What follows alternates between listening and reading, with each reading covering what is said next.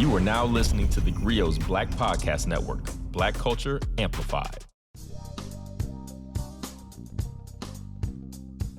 Hello, it's Maisha Kai, lifestyle editor here at The Grio, and welcome to another episode of Writing Black, the podcast where we talk to Black creatives, Black writers, Black authors, Black thinkers, Black journalists, etc., about the incredible craft of writing. And this week we have someone who checks a few of those boxes, the award-winning journalist Ernest Owens, who just released The Case for Cancel Culture, How This Democratic Tool Works to Liberate Us All. This came out on February 21st. And I can't wait to get into this conversation because I think, obviously, culturally, we are all very well attuned now to the idea of something or someone being canceled. But I don't know that we're always so clear on what that means. And Ernest, you do a really thorough job here of really illustrating not just what cancel culture is as we know it today, but the fact that it's always existed, correct? Yeah, since the beginning of time. I go all the way back to the biblical days of Adam and Eve, when Eve got canceled, and the rest is history. Eve did get canceled. Eve got canceled. They tried to cancel Jesus. It was a mess. Right. It was a whole mess. I'm always fascinated by historical studies, because I think when you look at a book like this, it seems like something that, first of all, this is a great cover. I love the colors, love the whole thing. So shout out to your design team at St. Martin's Press. But, I'm also always really intrigued by the amount of research that goes into this. And because you are a journalist, in fact, I know you are the president of the Philadelphia chapter of the National Association of Black Journalists.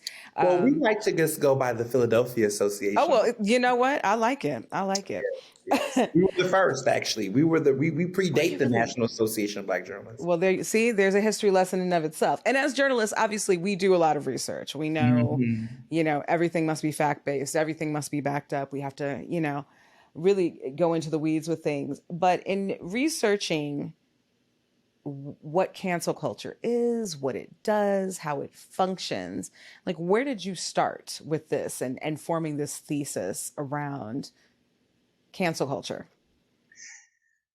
Such a great question.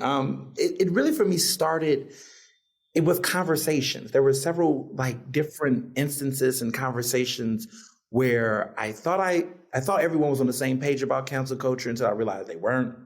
And it was a really big moment for me, which was in 2019 in October, when former President Barack Obama was having Obama Summit. He was in a conversation with Yara Shadidi, having a conversation about just life. And he goes into this tirade basically bashing cancel culture and saying it's not activism. And it was just a lot of that going on. And I just thought he had a very boomer view about what cancel culture was. And I wrote a guest op-ed for the New York Times, basically criticizing Obama's take on it, because I argued that it seems to be this combination of a lot of young people that were very much so speaking out, and they were being chastised in a way that I felt missed the mark about what they were doing.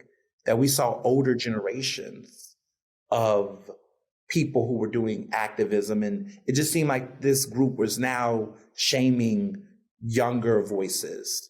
And so initially I looked at this as a generational divide between those who are much older and powerful, scolding the more progressive, young activist voices. That was my initial understanding. That has evolved through time, because what I recognize is that it's young people, older people, everyone in between disdain cancel culture. But what I found in my research, and what I found just thinking about this more, is that the root of what I was looking at when I thought about President Obama's critique compared to what my thought was, that this is really a power struggle. Cancel culture is a power dynamic. It's a struggle between those who have power, influence, and those who don't. And so as time began to progress and we got into the pandemic, I had a lot of time to think during the pandemic. And I started seeing more and more conversations about cancel culture. And I got to this point where I realized Dave Chappelle, Donald Trump, Joe Rogan, Obama, they all can agree about their disdain about cancel culture. They're coming from different industries, different political ideals, but they all across the board hate cancel culture. And then it hit me of, how come? How do they have this in common? And I said, okay, what is happening in cancel culture? Being held accountable. Who are these people? Billionaires, politicians, powerful people. Bingo. And then it hit me that people in power hate cancel culture because it's forcing them to hold themselves accountable. Today, we have collectively found the tools to apply pressure to institutions and individuals who are used to getting away with being oppressive. Goodbye to the days of public figures simply saying and doing whatever they want without facing some level of public intervention. Cancel culture isn't only about canceling people and places, but also reminding the powerful that for every action, there is a reaction, and that they can't control the narrative or its outcome. Took the word cancel culture out the conversation, and then we start to see what accountability looks like. And so really what it is that there's a bunch of people in power who have used the term cancel culture as a dog whistle to try to shame people and holding them accountable. And the book explores that. And how did we get here? Yeah, I mean, and how did we get here indeed? I mean, I think a lot of people, when you think about cancel culture, you think very much about social media. I know you have a very strong social media presence and following, and I know that's where a lot of these conversations start. Right. But, that's why I think the historical exploration is so intriguing here because, we think of this as one of those like hashtag phenomenons, right? Like something that's only been in our lives for the last 10 to 15 years. Right. But when we talk about what it really means to negate something and who's really in danger of being negated or suppressed or censored, as it were, because, you also make a really good case for the fact for being very clear that canceling something is not the same as censoring something. And I want to get a little deeper into that later. Because I think that's a really important argument to make. But, one of the things that like I just was like, I was really intrigued by the idea. I was like, so is everything cancel culture? Is everything that we do whenever we say that we don't like something or whenever we organize around something, is that cancel culture? So, I'm lobbing that back to you because I really think you are positing yourself as having really sat in this as an expert on this topic now. Yeah, absolutely. So this is a great question. And in the book, we definitely made those distinctions clear. For starters, we need to separate the difference between critique of taste and boycotts in action, right? So let's talk about what cancel culture isn't, because I think that's a little bit easier. Or not. Cancel culture isn't food critics, movie critics, people who say they don't like someone for their own frivolous reasons. So if I said, on this podcast, I don't like this podcast because the audio quality is not as good. That's a matter of taste. It's frivolous. It doesn't impact your day-to-day livelihood. It's a matter of personal inconvenience. You say you don't like McDonald's because you don't think the food tastes good. That's fine. That's your opinion. It's harmless. It's a matter of taste. Movie critics who say we give a movie thumbs down because we think the acting wasn't good. It's fine. Cancel culture, in my definition, is when we decide to cancel a person, place, or thing that we feel is detrimental to our way of life. Mm-hmm. So let's go back to this. I say, I don't like this podcast because it promotes sexist, misogynistic ideals that, offends me as a woman, that could stop my rights as a feminist or whatnot. Cancel culture. I don't like McDonald's because they don't give their workers a livable wage. Hypothetically, cancel culture. These are the things that are presenting a larger, broader case. It can lead to boycott, divestment, policy change. It's something that is bigger than yourself. It's something that speaks to your morals, to your way of life, to your livelihood. In some cases, there are people who cancel for reasons that us personally may not, agree with.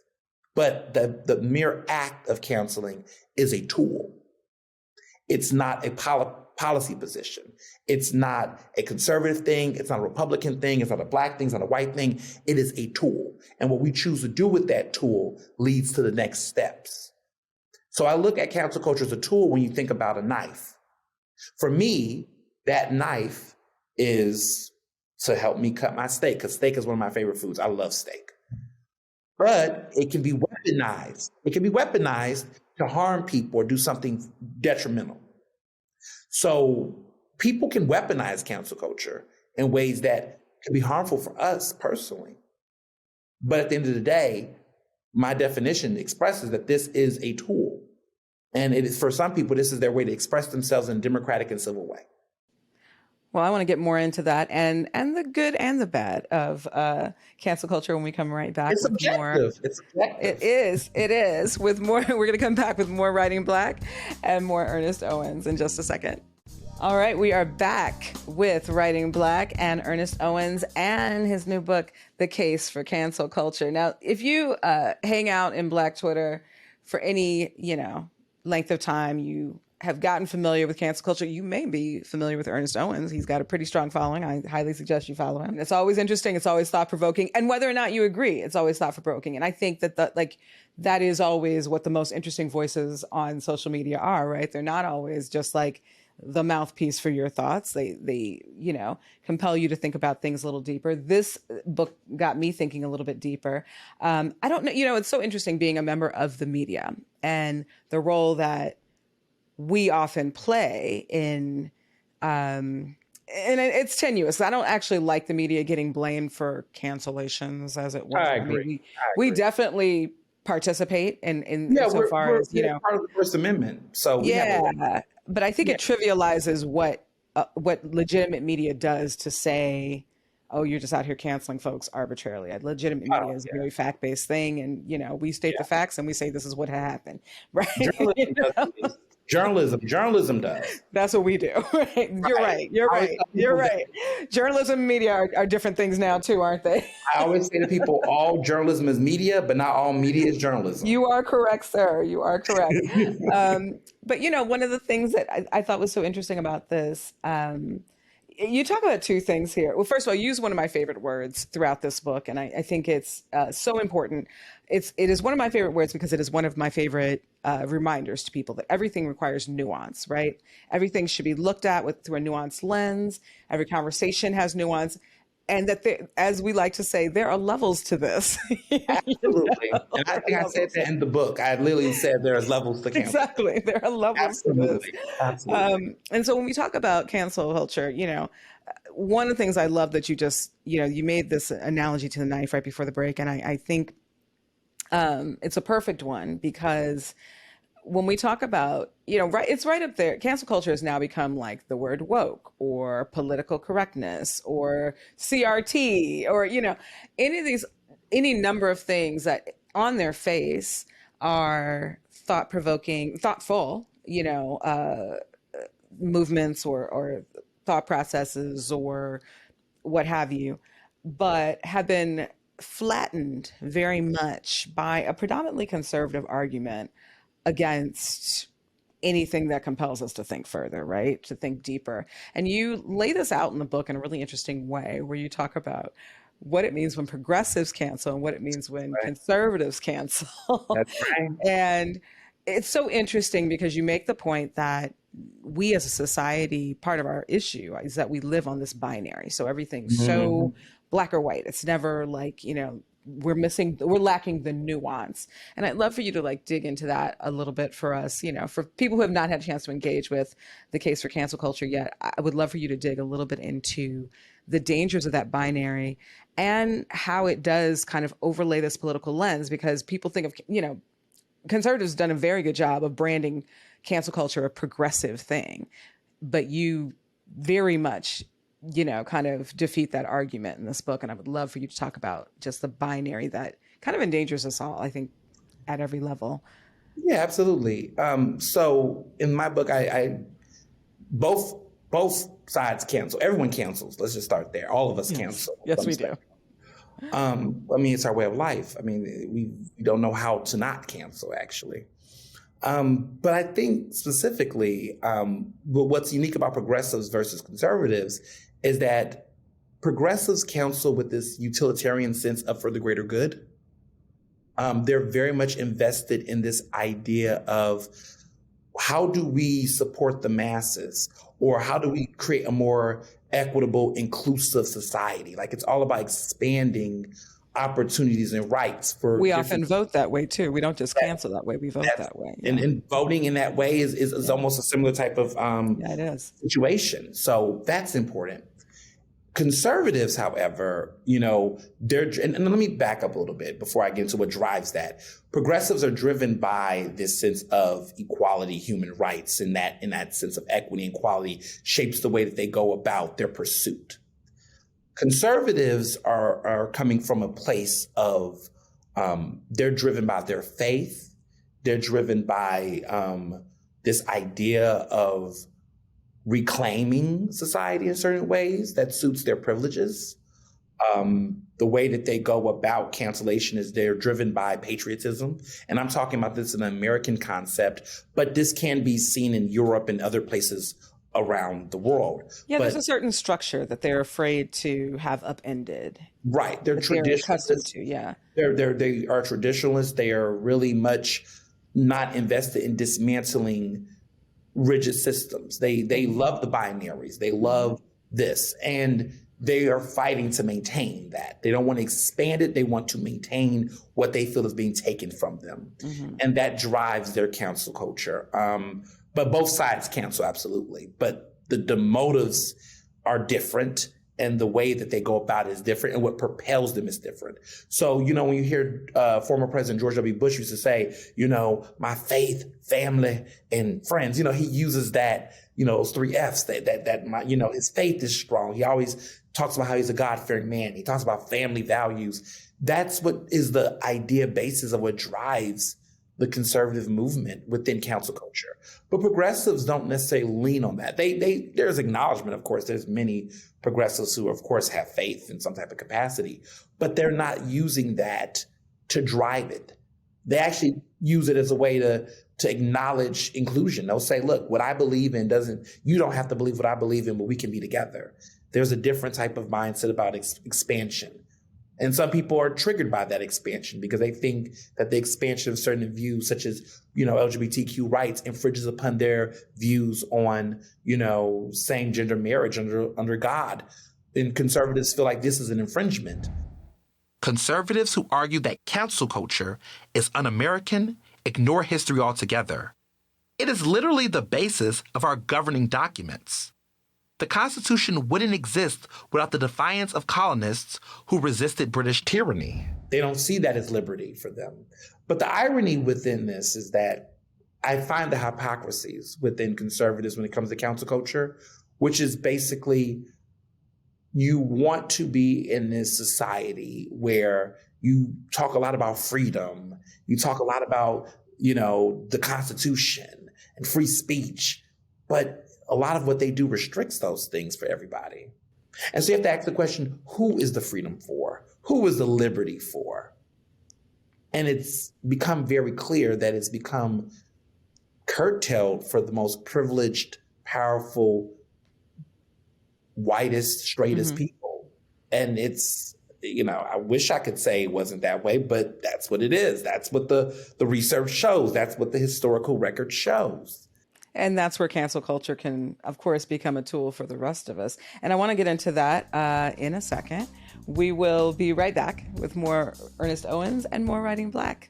And we're back with more Writing Black. Do you have, in the context of this argument about cancel culture, do you have any insights or advice or thoughts about how we combat it in a very this real world way that we're seeing right now, where, we're seeing, again, a very strategic suppression of so many rights on so many different platforms. And it's happening everywhere from at the ballot box to on Black Twitter, where, we're kind of being told to shut up or do it this way, or no, you can't do that. Or, you know what I mean? And I think when we talk about democratic tools, like all of those things are valid. So how do you suggest we combat that? I think that for starters, is throughout our society, we go harder. We go harder in what we believe in. We've done that forever. I always tell people that cancel culture is ever evolving. There's no termination in some cases, right? Okay. When we think about the 1950s, the world had a white perspective. America only allowed for the censorship, the speech of white men, white, straight, Anglo-Saxon Christian men. And they had control. Now we're seeing the powerful amongst that group try to do that again. What did we do back then? We mobilized, we pushed back, we took stances, we divested, we boycotted institutions and people that were complicit within those systems. And that made them rethink. And that's what we got to do again. If we see institutions that are completely just taking away our rights and pushing away our abilities to do what we need to do, we as a community have to come back and join forces and really mobilize collectively to say this isn't going to work. We either invest in something better or we divest until these other institutions get better. But we have the power to do that. And we have more resources and tools than our ancestors had. And so I think now more than ever, it's about a lot of us checking our privilege, because there's some of us in our community that aren't feeling this as the same as all of us are. Some of us are. And it's about not being selfish and recognizing that if it's oppressing someone in our community collectively or a subset of our community, it will eventually get on the other side. We need to be preventative and we need to be proactive. And I think that's what will help us avoid certain types of conflicts, for sure. Mm-hmm. And to be clear, when you talk about boycotting and divesting, just so that our listeners know, that is cancel culture. That is what Ernest is positing here. That is part of what cancel culture is. It's not all of it, but it's part of it. We're going to talk about more about that when we come back in just a second with more Ernest Owens. The Case for Cancel Culture, and more Writing Black. And we're back with more Writing Black and Ernest Owens and The Case for Cancel Culture. This just came out on February 21st. And this is fascinating. This is a fascinating read for me. I really was, I read it quickly, which is always a good sign when I inhale a book. Because I really was, now see, I didn't listen to it. I actually sat here and thumbed pages, but yes, you can listen to it as well. One of the reasons I brought up social media is because you have amassed, in addition to your own thesis that you develop here over the course of this book, you've amassed some of the most popular names that I know of on social media. Some really great thinkers. You got Preston Mitchum in here. You've got William Ketchum. You've got Leslie Mack. There's some major names that I definitely know a lot of our listeners will recognize. And I love that you brought those voices in to support what you were saying, not just in terms of what cancel culture is, but really some of these historical moments that you are pinpointing. So I want to ask you a twofold question. Number one, with cancel culture applying to so much of our history, how did you decide how you wanted to, this is a craft question, how did you pick out which moments you really wanted to highlight and that you felt were most pivotal in this argument? And then how did you go about recruiting this amazing roster to contribute to? They're the A team. That's the A team. Yes. And they're awesome. They're just great people. But the first question first. I wanted to do a mix. I wanted to do things that people definitely knew about so that I could be able to unpack it in a way that could break this down. Because if I went super, super niche or super, super unfamiliar, then I would have to explain. So we talk about Janet Jackson when she was canceled, right? That's a moment. We talk about the Dixie Chicks because some people forgot, or they're now the name as the Chicks. People forget about the Chicks and what happened to them. And so I had fun with that. But then I also had fun pulling out examples that maybe people didn't know in history, or didn't consider, like Paul Robeson, the incredible Black actor who really stood in his beliefs. And a lot of us who've been in the industry, people who study history and entertainment, we know about Paul Robeson, but a newer generation of Gen Zers may not. Right. So I really was big on taking some really great moments throughout, historical moments, because some of them were not great, right? But I love talking about Fannie Lou Hamer. I loved talking about all these different historical figures who were just great. and more people can read and explore them. So I did a combination of just some really great, what I would consider hidden figures and hidden moments, and then some really big popular moments to bring everyone in. I was so happy that I was able to get the baby, what happened to the baby in the book. Because at some point you got to stop. There's so many cancellations. Like I didn't get to talk about Will Smith. Yeah. I didn't get to do what I would consider part 2 of the Kanye West conversation. We kind of stopped at the Trumpism with him. But because I didn't take the misdiagnosis and I didn't take the medication, I'm able to speak to you guys clear of thought and transparently. But we didn't get to get into, everything else that's happened. But listen, we're sitting right here. We can do it. Hey, let's go, right? Like there's that. But what I love that made this even better and what made the book better is that I was able to bring all these great people that are writers and critical thinkers and academics who have been doing work in various arenas in the industry to contextualize these moments. And it was dope. We had over a dozen people who was a part of it. And I was very intentional about making sure that my book was inclusive. We have non-binary people, we have queer people, we have trans people, we have feminists, we have activists, we have journalists, we have political consultants, we have Black Republicans. I was about to say you have conservatives in here, so I think it's very important people know that. Yes, it's a well-balanced argument here. Oh, we don't play over here. Like my book wanted to have different voices because there's people that's like, oh, you have this progressive slant, and there is a arguably progressive slant, but at the same time, I do the work. I do my due diligence. I do go out my way to provide strong cases and bring people with those voices in those spaces. And I told them, I'm not here to judge you. I'm here to study you. I'm here to learn from you, which will make the book great for readers. But what was also wonderful was getting people who was a part of the action.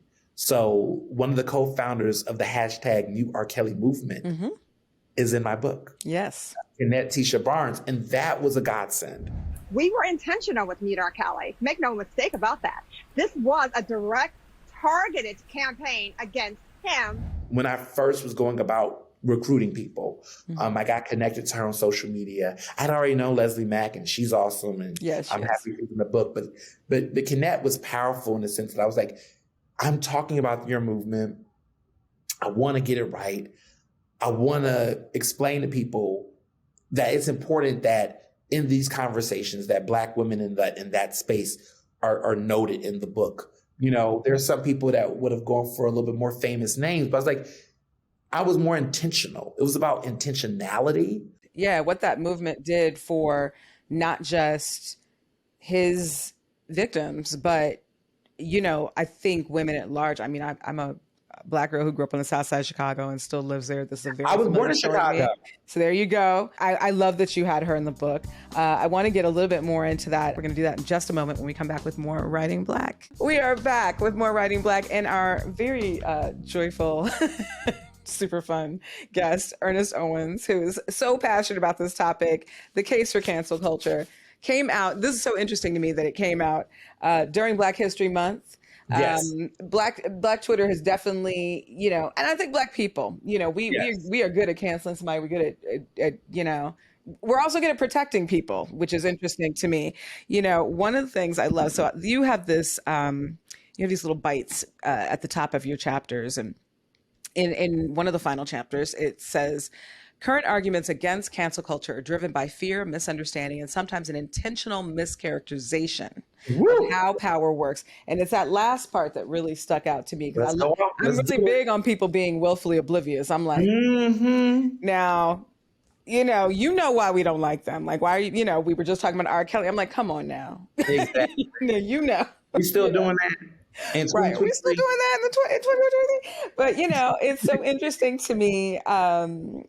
And I love that you do it. You talked about the hypocrisy of many, not all, but many conservatives in terms of how they use cancel culture.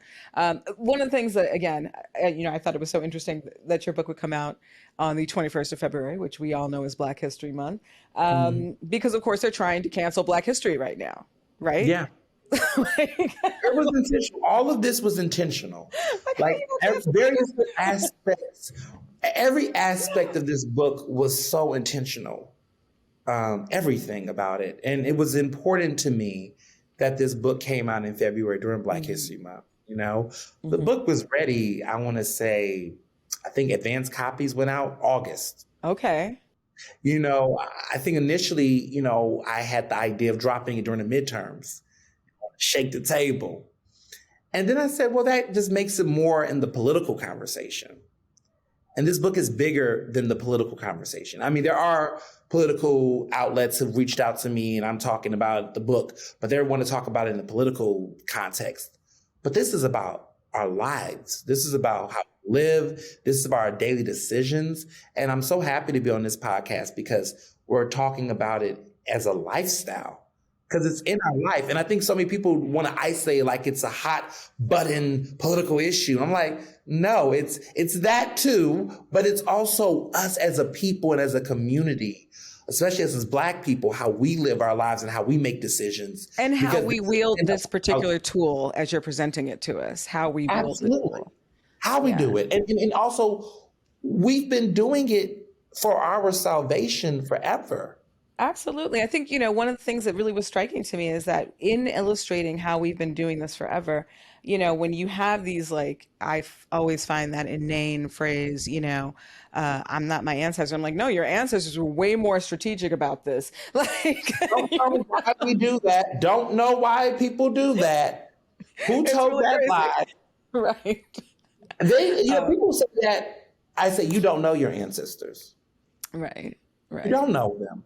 You've let somebody tell you about them and you didn't know, because I definitely use family history to also guide some of the chapter and some of the things I talk about. So the most powerful, every chapter is powerful, but one chapter that really stands out to me is when canceling is the only option.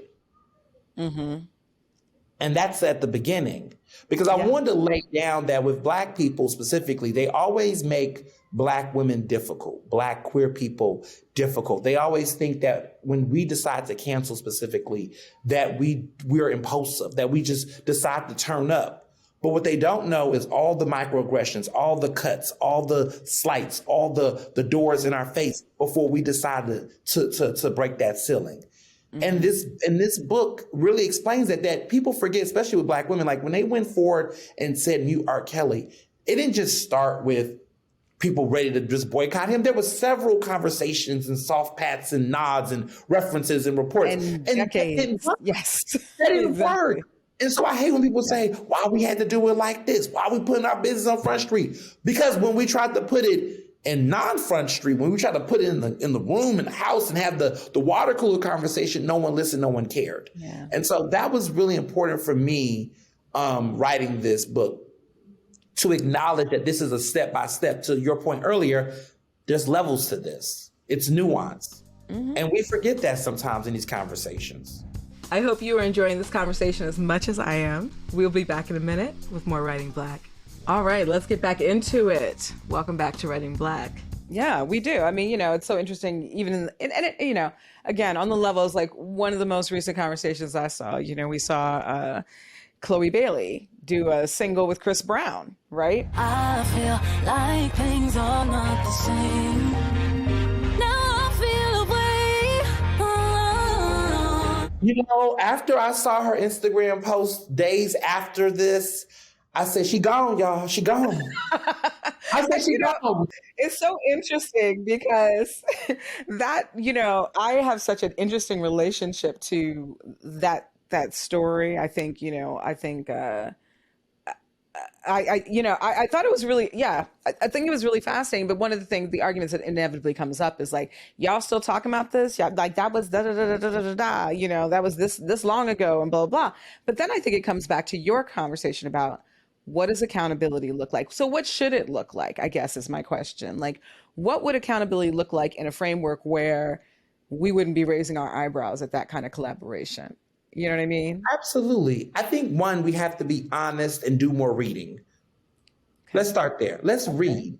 There has been several instances outside of the 2009 incident with Chris Brown. Chris Brown has been reportedly have done other things. I mean, Karrueche Tran had a restraining order. There was other instances of just erratic, violent, homophobic, colorist behavior from Chris Brown over the year.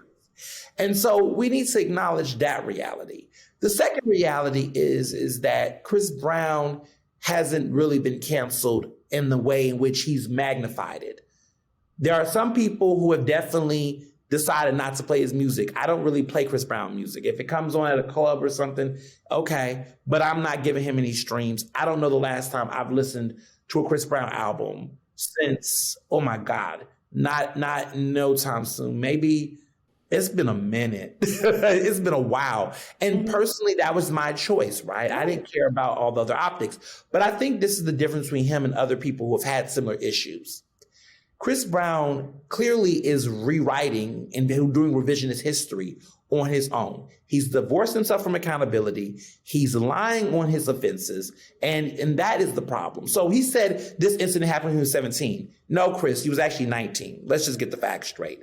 Second of all, if it was just that incident, I think people would have forgave him if it was just that, because look what happened. He went out on the BET Awards, Michael Jackson's passing. He cried, was emotional. It was his redemption tour. I mean, and Rihanna even uncanceled him. I mean, she did. And that's, whatever. Right.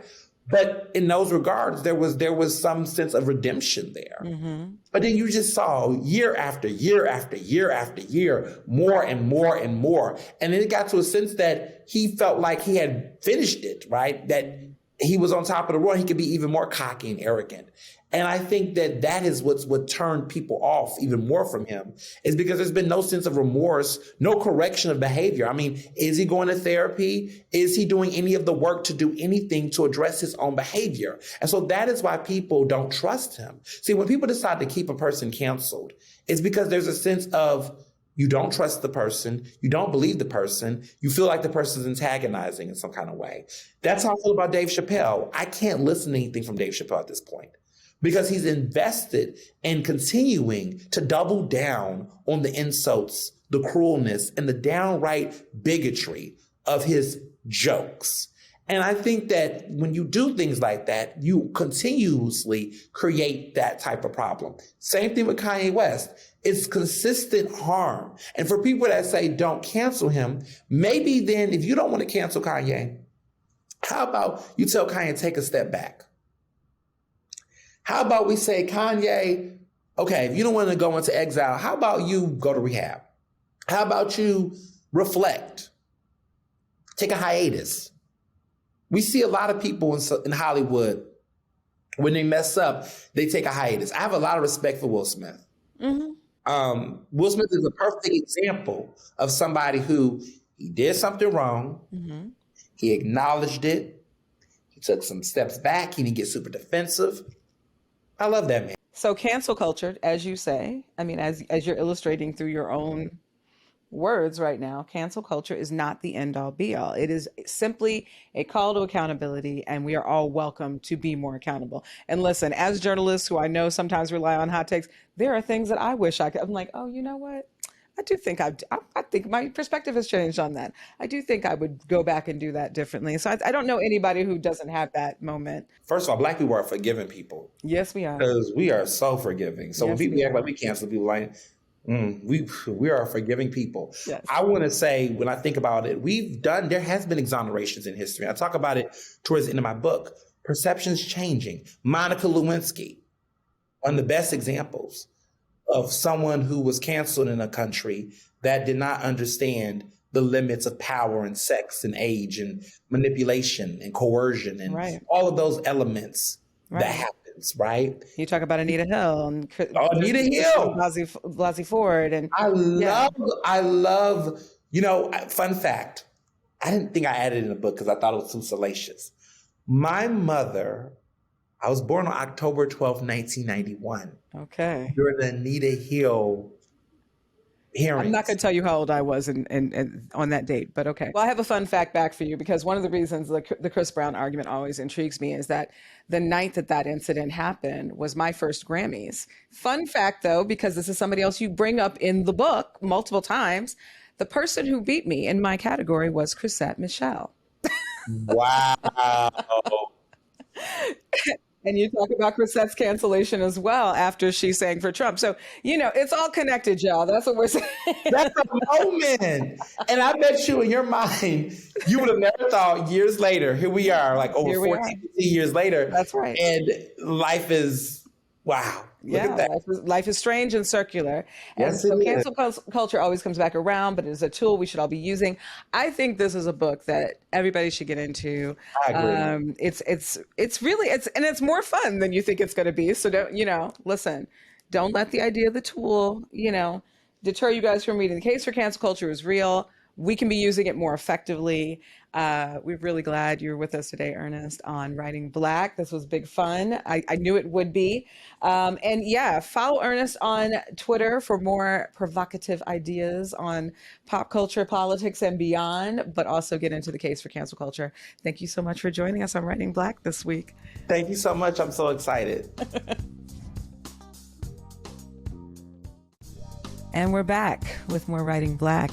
Well, this is the part of the show where I like to recommend what I've been reading, a little segment we'd like to call My Favorites. Ernest obviously has a passion for not just talking about this cultural phenomenon we know as cancel culture, but also the extensive history behind it. And it got me thinking about another amazing book by one of our former guests, Peniel E. Joseph, and The Third Reconstruction, America's Struggle for Racial Justice in the 21st Century. I really can't say enough amazing things about this book. I just think it's just so phenomenally written, and really, much like Ernest's book, really frames out how everything old is new again. There's nothing new under the sun, whether it's cancel culture or, the politics that we're going through now. We are really at another precipice of another major turnover is what Peniel posits, and it's one that we can harness if we choose to, just as Ernest is positing that we can harness cancel culture for good or for evil. And either way, we should be looking at it as the tool that it is and being strategic about it. So that's my recommendation this week. Please join us next week for more Writing Black. Thanks so much for joining us for this week's episode of Writing Black. As always, you can find us on the Griot app or wherever you find your podcasts. The Griot Black Podcast Network presents Dear Culture, Truish Black Stories. When you think of sheer artistry, sheer creativity, the ability for someone to bring Black people together in the most fundamental ways, it's, I would say, of my four, Randy Watson's my number one. When the news about Ricky first broke, what I heard about it is the thing you hear about, every time somebody Black dies, that it was gang related. That means the police don't know what happened, so they just said, probably the gangs, probably, the other Black dudes. When I think of Akilah, I just think about how impressionable white people can be. I think about how, if you watch that movie again, he should have lost like 3 times. Where were you when you heard the story about them suckers getting served by Wade's dance crew? It's crazy that you mentioned this. So as a New Yorker, right, everyone knows where they were on 9/11, right? A couple years later, right, 2003, everyone hears about this crazy moment in a boxing ring, because that's where dancers duke it out, right? In boxing rings. If you could say something to Ricky right now, what would you say to him? Ricky, you shouldn't have never got that girl pregnant. You knew I had a crush on you. You should have got with me instead. Moments in Black culture examined like never before. Join us as we dive into the Black moments that changed us, that changed the world. Make sure to subscribe to Dear Culture so you never miss an episode.